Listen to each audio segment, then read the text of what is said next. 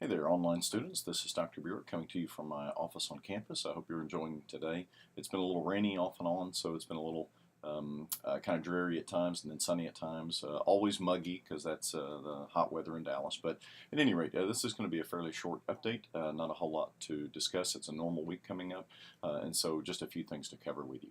I do want to let you know that the library has recently gone through an upgrade that I think is pretty exciting.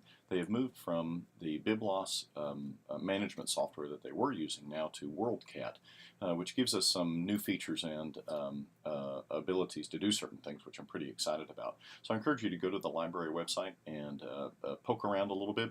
One thing that I found is that my prior library login did not work. You actually have to reset your password and use a new login, or at least a new password. So if you want to do some of the more particular features, you'll have to go through that route. So I encourage you to poke around, look at some of the information there, and learn about how to use it.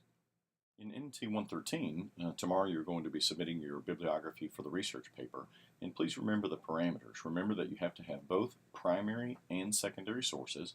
The primary sources, you must give me not only the reference for the particular work, like Josephus, Jewish Wars, Book 1, Section 300, but you also have to give me the relevant portion of the quote. I actually want to see the actual material from the ancient resource that is important for the points you're going to discuss.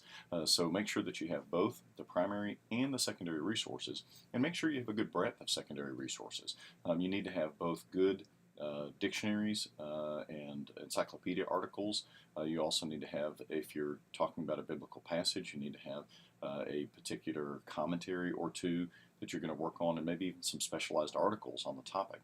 So do as much research as you can to get a good bibliography. It only helps you as you're going down the road.